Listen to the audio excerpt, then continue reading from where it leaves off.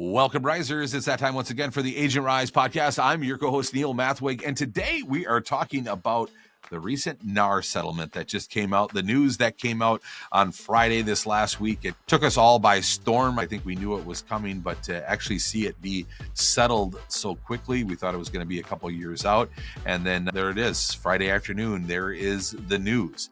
And so how do we adjust? What do we do from here? I think some agents are a little bit scared. They feel like our industry is under attack, rightfully so. I also, if you just tune into any of the fake news and any of the articles that are floating around, you could easily believe what they want us to believe and what whoever is attacking us, whatever that agenda looks like, you can start to see that being pretty obvious in some of the news articles that have been out there. So you've got to get past that, right? We cannot succumb to that. We need to get past that. Before I dive into all of this, I want to disclose that I am not I'm an agent. I'm a real estate agent. I am not an attorney. I am not your managing broker. I am not representing your association or any association. I am speaking on the behalf of Neil, and Neil as a coach, and Neil that wants to help you grow your business and build a business that you love. So that's, I want to say that first and foremost, because moving into this is a territory, an area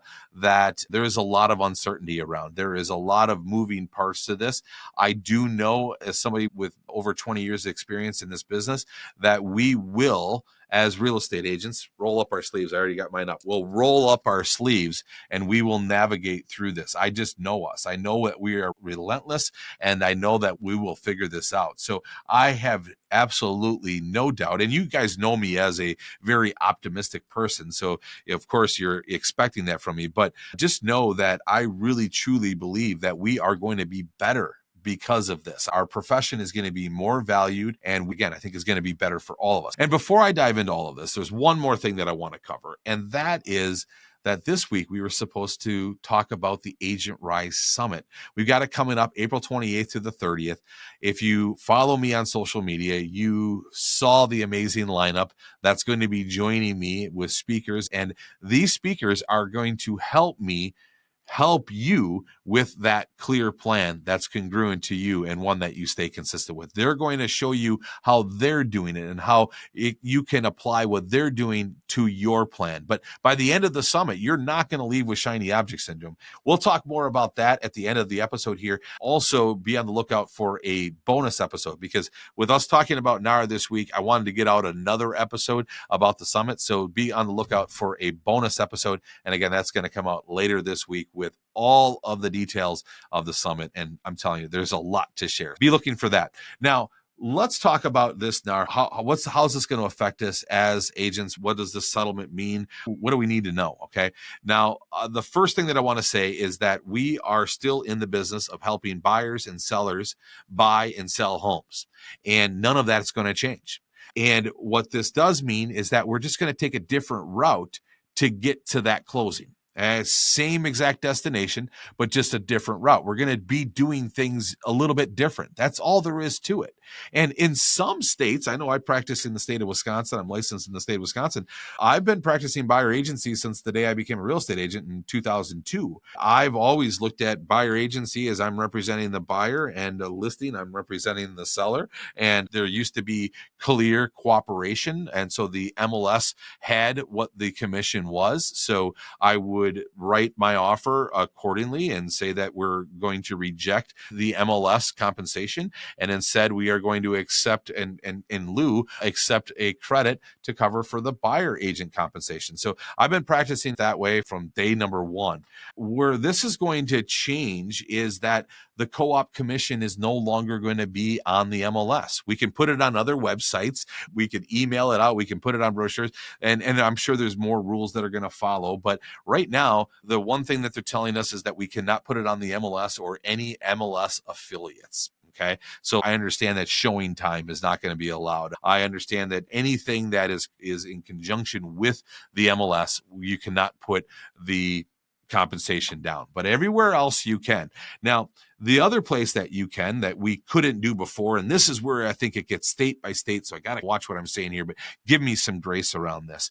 But I believe that we can write it in our offer to purchase now, right? We couldn't do that before because the compensation was on the MLS, and that was the one thing that you never had to put in your offer. Everything else, if it was verbal or anything that was said, it always needed to be in writing, but you would never, ever put the compensation in the contract. Where now you're going to, I believe that we're going to, and I don't have the official word on this, but I believe that this is the way it's going to be done. It can't be on the MLS. It needs to be negotiated. And I believe that our associations will probably come out with some forms similar to like when you're filling out a home warranty form, right? You're just checking some boxes of who's going to pay what. So I believe it's going to be something similar to that. And watch our associations adapt new forms.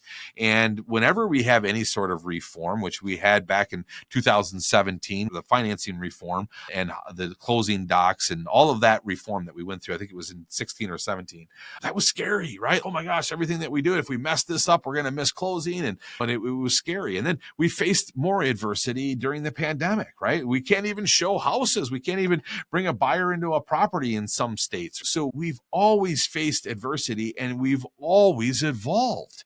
And so that's where I see us here. We're going to evolve. We're going to be just fine. The clear compensation cannot be put on the MLS. And so therefore it's going to probably end up in the purchase agreements because you got three different contracts. There's three agreements, right? You've got your buyer and your buyer agency agreement. So your buyer is going to sign with a buyer's agent. Your seller is going to sign with a listing agent. And then the offer to purchase is going to bring it all together, right? The offer to purchase is the third agreement between the buyer and the seller.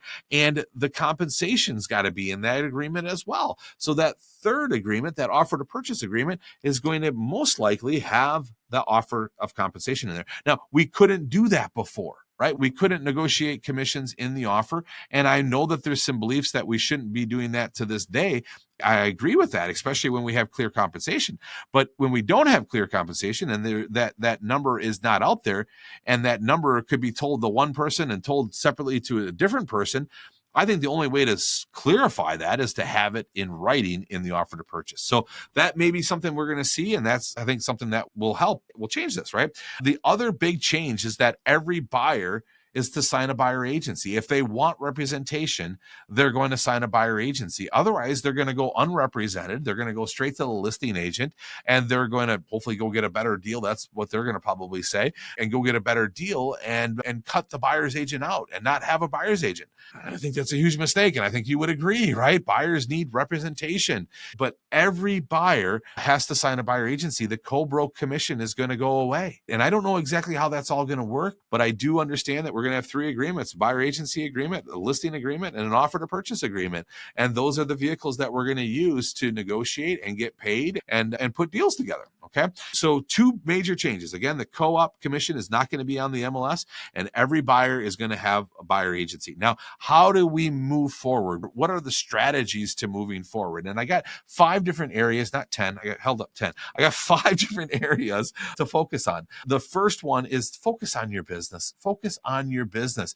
Pay close attention to what your broker is showing you, what new forms are coming out, what your association is delivering, and every bit of change that comes. Just keep adapting to it. But if you stop focusing on your business and focus too much on this, it's gonna be switch costs. It's gonna be a distraction. It's gonna be a shiny object, and it's gonna take you off of course. And I know it's scary when we've got all of this going on. I know it's scary, and I know because it's scary that the anxiety gets going, the fear gets going, and therefore you get into a low frequency and you just have the hardest time producing. You have the hardest time working. You have the hardest time staying focused because everything around you feels like it's unstable and like it's falling apart. You can't let that be your thoughts, and you are in control of your thoughts. So control your thoughts. You're the only thinker in your thinker. So control your thoughts and get into this mode of this creative mode, and know that everything is going to work out, that we are going to advance. We always have, we always will.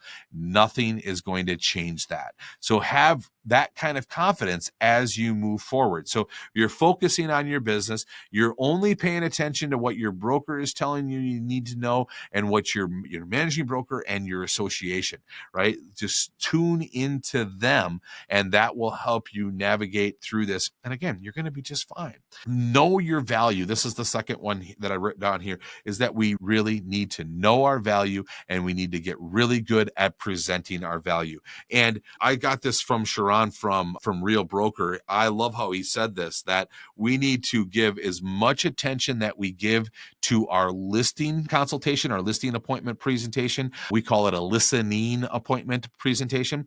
Give as much attention to that as you do your buyer consultation. And I know over the years, buyer consultations went to the wayside because we just got to get these buyers into the property. We don't have time for a buyer's consultation. They're going to go see this house, and if they don't see this house by today, it's going to be gone by tomorrow. And if I have a buyer consultation with them and I make them do a buyer consultation, then I'm sure there's another agent out there that wouldn't do a buyer consultation and would just get them right to the property. So they'll just hang up with me and call another agent. Now, I believe that as we step into this and every buyer either needs to be represented or go unrepresented, I believe that we're going to see buyer consultations not only go up, but they must become mandatory. You can't show a buyer a property unless you have disclosed agency to them. Now, you could disclose that to them out in the front of the house and go over to them quickly, or you could meet them at a coffee shop or at your office or wherever, a great place, or maybe even their place, and go over buyer agency with them, go over the entire buyer consultation process with them. And this is the area that we all need to improve on. And inside Agent Rise, we have the buyer consultation process. If you're a member of Agent Rise, go access that, because we need you to get really good at presenting buyer agency and the buyer agency consultation process. So you have a strong listing appointment process, but do you have a strong buyer consultation process? And if that's the case, then you definitely need to be working on that and get that improved. And that is something I think that all of us should be focused on. The third one that I wrote down here is, and this one I got again from Sharon, is that we need to elegantly explain economics and compensation. What are the economics of buying this home, and how does it all work? And how does the compensation with this work with it? So you're signing a buyer agency agreement for a percentage. I'm not even going to name the percentage, but you're signing it for a percentage. Whatever you agreed on, what are your prices? What is your menu? What are the services that you're providing, and what are you charging for those services? And then you have an agreement around those services and around that fee. In that conversation, you need to explain the economics of buying a home, how much money they're going to need down, what they're going to need for closing costs, what they're going to need, earnest money, inspections, and all of that. And what is the cost of the home, and all of the numbers that they got from their lender, and all of that information. You need to be able to explain that. And then you need to explain compensation. And you need to explain that I'm going to be doing all of this work for this fee. And at closing, or however you structure it, I'm going to get compensated for this fee. You don't have to pay anything until then. Or maybe you charge a retainer. I don't know. I think there's going to be some changes that come here that agents get paid what they should be getting paid. Think about it. If we got paid hourly, oh my gosh, what a difference, right? And it's nice for the consumer, and that's why we've always had it set up that way, is because they don't have to pay hourly, that they can just pay at closing. And so that's what you want to be able to explain, is the economics of buying a home, what they're going to need for closing costs, all this, the list of all of the things that they need, and then how the compensation works. And when you go to write an offer on a property, we'll ask them what compensation is available. And maybe all of this or some of this will get covered from whatever the seller is offering. But whatever is not being offered, that's where I'm going to come into play and negotiate on your behalf to help get that covered.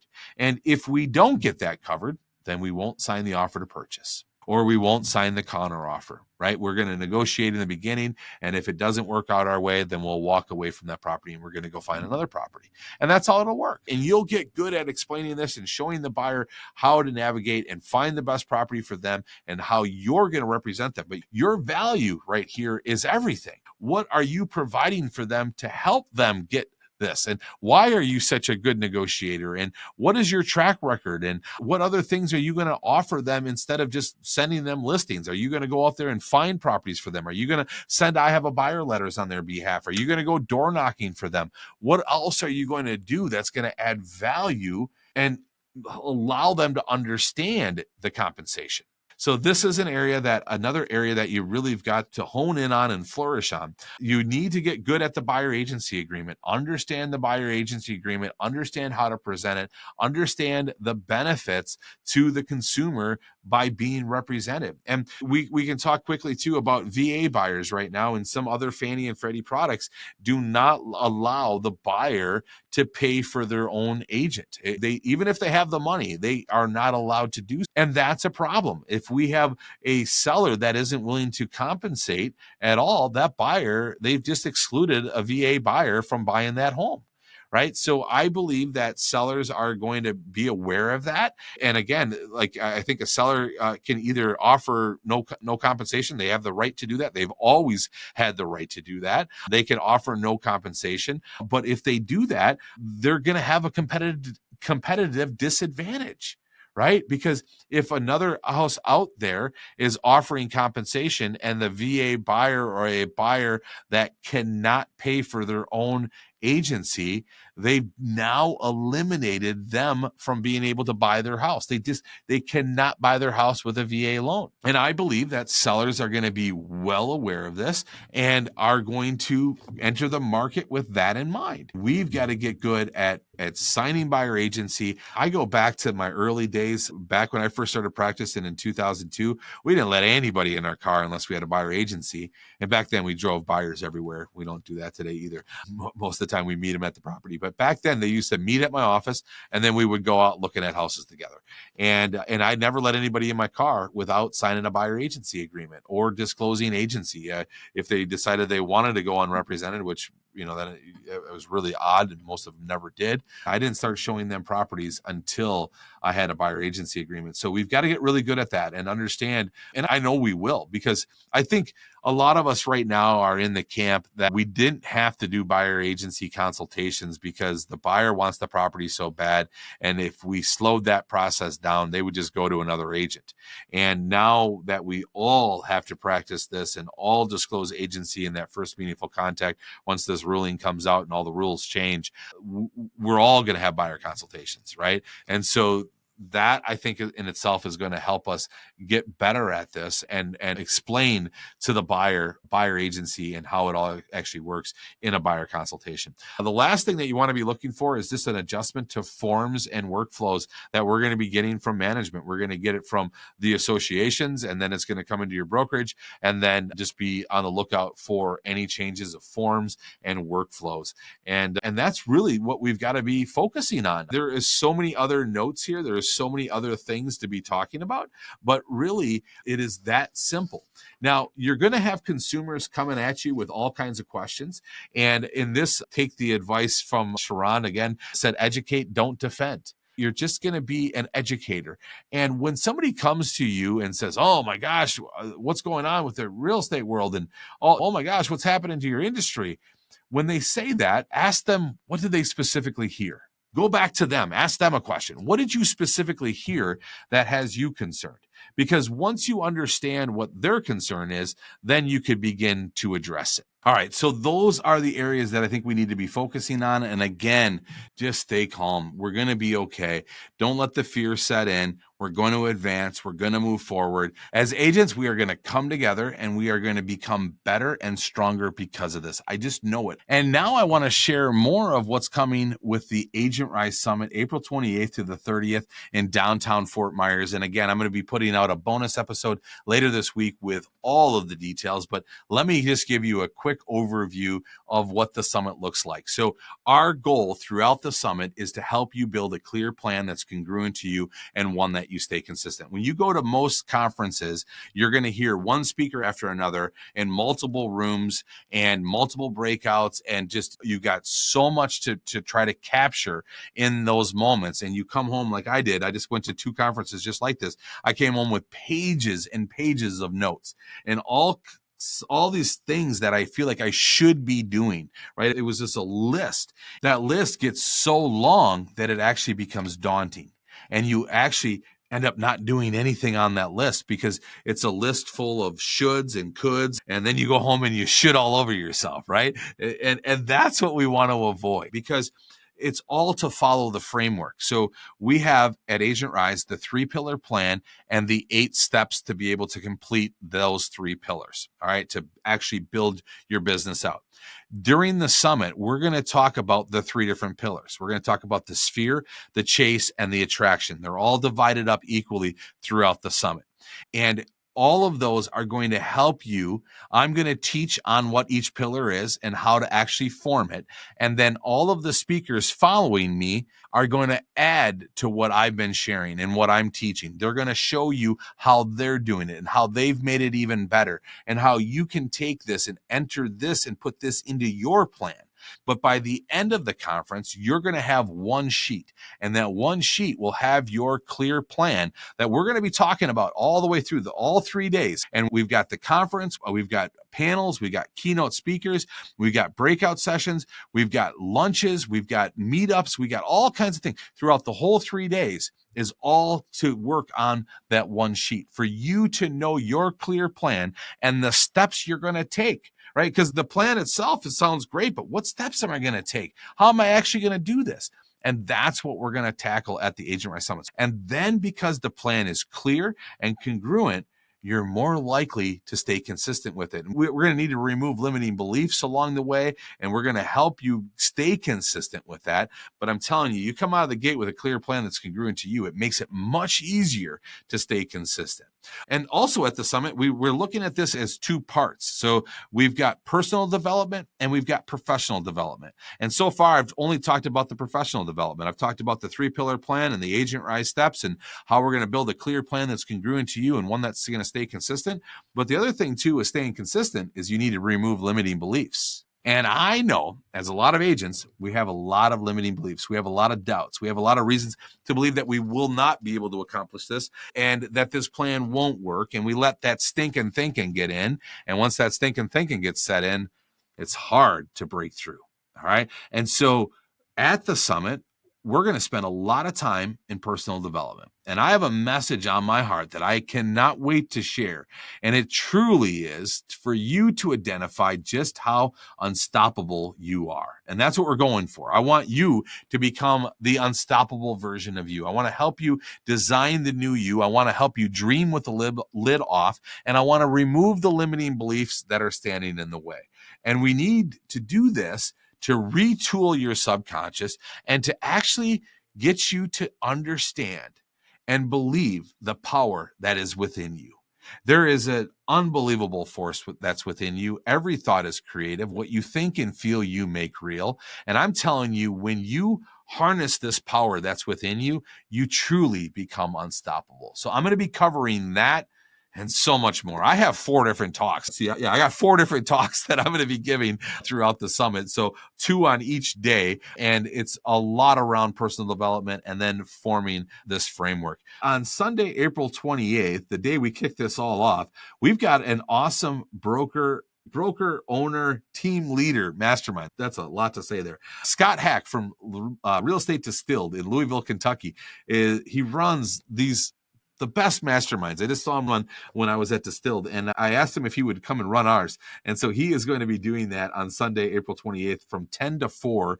And that is going to be in the same building as the venue. And we're just going to be in a smaller room, but this is going to be from 10 to 4 on Sunday, April 28th. And this is free to anybody that has a ticket to the Agent Rise Summit. Come and join us for the broker owner team leader mastermind. And then last but not least on Sunday evening is the rooftop party. And that is from 7 until 10 at the top of the venue, the rooftop. And we're going to have a 90s, 80s theme. It's going to be low key so that we can still conversate and get to know everybody and network and everything. But we are going to have a blast. And this is from 7 to 10 rooftop party. We're going 90s theme, and everybody come and meet everybody and have fun. We're going to have a dessert buffet, drinks, all the good stuff. And again, that's from 7 till 10 on Sunday. So that's day number 1. And then day number 2, we get into the full agenda. It's going to be great. Join us for the Agent Rise Summit. Again, April 28th to the 30th in downtown Fort Myers. You can get all the details at agentrisecoaching.com/summit. And again, tune in for the special episode that I got coming out later this week. That's going to have all of the details of the Agent Rise Summit. In addition to the bonus episode that I got coming out, there's going to be more bonus episodes coming out. We got a lot coming out your way for you awesome listeners of the Agent Rise podcast. TJ has been interviewing all of the speakers. And so we've got these little interviews that are going to be live coming out later this week. And so be looking for those special episodes from each of our speakers at the Agent Rise Summit. And again, get your tickets at agentrisecoaching.com/summit. And we'll see you in Fort Myers, April 28th to the 30th. Thank you so much for listening to the Agent Rise podcast. I hope you have a great day. And like always, remember to be the reason somebody smiles today.